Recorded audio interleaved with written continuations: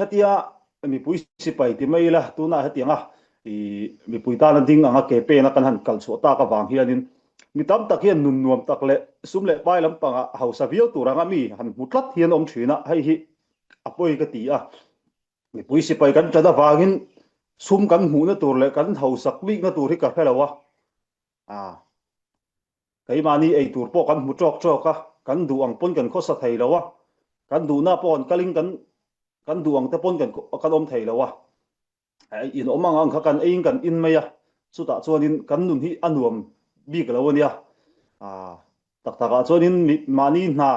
tur poi mo ang chi te sum kan hu ve na turang chi te zong zong tlan sanin tiang hian i kan om zo kan ya chu ti rual chuanin à mi tam tak hianin à mi pui si pai nia wanga sum nei viau turang chi te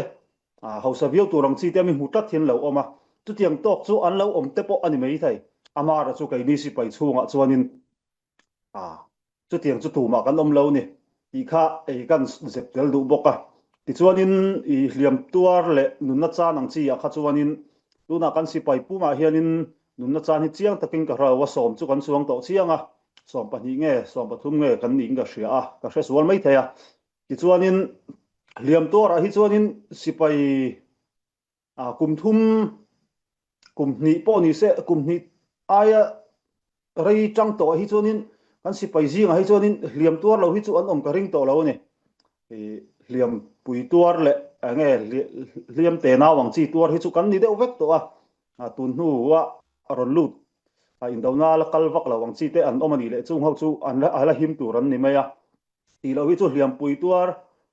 kan ni deuh vek to hliam tuar nen tiang kha kan ni nun na chan po kan om nual to ni ti te kha kan ram boi chu kan hriat angin kum nga aron ta ram boi tir ana ting chan tir khanin ni puite à kan lung ruale me ya en kim me ya kong zo na po ni sela à ti khanin kan phur tlanga kan in som dol tlanga in pum khan na thatak mai kan nei kanan tang hawa ti chuanin kong zo ringot khana tok talawa à ral thuam vuanin aum ang thenin er gan ang chi te an manga thenin siam chop nge gas gan ang chi te khan siama ti chuan ulbun nen tianga aum ang khanin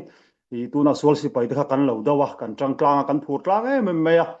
ti chuan huna ron kal deuh hleka i keimania à phur lo na te lung ro lo na te ron om so tana tuna keini chin step ta na pai chuanin i thim thua ni ka ti maya ramboi tirang bok khan bultan tharle ang kha ngai ang din huna khan tun hi kan han ding chaule ta amaro chu bultan tir ai chonin ral thuam konga te poni se in dona konga te poni se kong tam taka ma kan sona tuna hianin keini kan chin state b ka chon kan mamo chu in lung rual nei pum khat nei kan mamo mai ni chu kan nei ni chon tuna ral thuama silai le silai mu ang chi te ni se ti chon in do thiam thua te poni se a kong tam taka mason na kan lo nei to te chor tangka in i kan nei thei tura te po kan ngaya ti chuanin hei chin cái ni chin mi te hi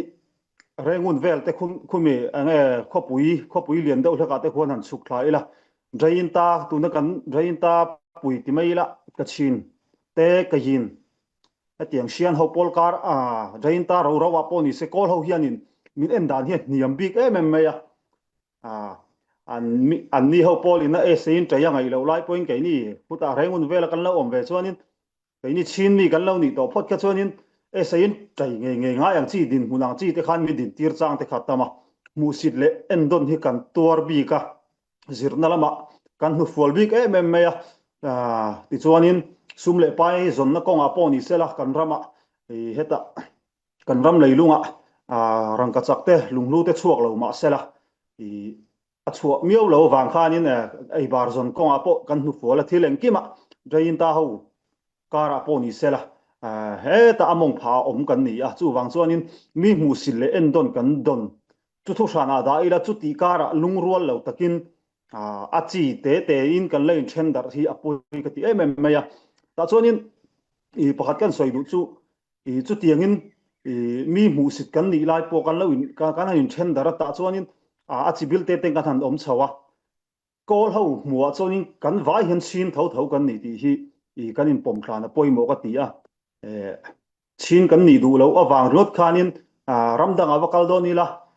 enge passport vel kan siam na keima ni nambil passport kha khoya ma khan om lo barma mi kan ni na passport ang kha kan man thau thau ngai chu tiang che chonin tuna rammi kan ni na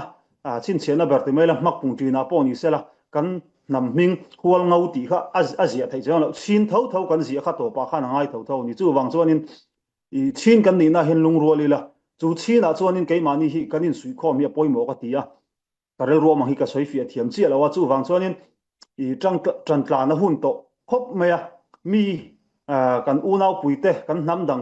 namdang kan rein ta puiten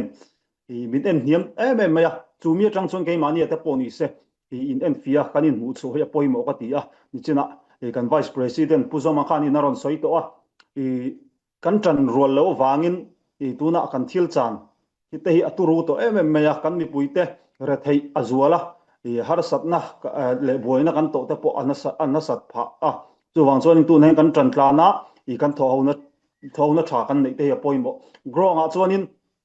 tuna kaini cdf pol ngau rambi ka chuanin ta kan then om kan unau te pdf zolen te cndf te nen growing a chuanin lungrual takin ke kan pen tlang ani kanin ron to na information ang si te kanin share to na chul report te kanin pe to na tiang khanin thouna thalu tup tak mai kan nei ni amaro chu he ta online la matang chuanin enga mo media then khata chuanin kan siat na lai te kanin lungrol na turang chi te kha at ti ke zong ang chi te in pum khat nai khanin nge ke dar turang chi zong a post lo siam phe tu mang chi te kan om le thini apoi ka ti chu ke ni mi pui te po hianin khatiang in lungrol na tur ti ke se thei tuang chi kha idau nga mang u enge atula na siring ke ni pon atula na sir action te po langa mi la i beilet nga mang u kanin lungrol kanin pum khat na turan tan chuanin ke pen shelo ila atule kanin pha hiam mayang atul ni le kai mani po tlom zok nu na te po kan om te po tul ni le kan tlom zok mai tur ani kanin lungrol na tur ani phot ka chuan ti kha kan soi du hei kan chi ai na sa to ami puite kan re thei reita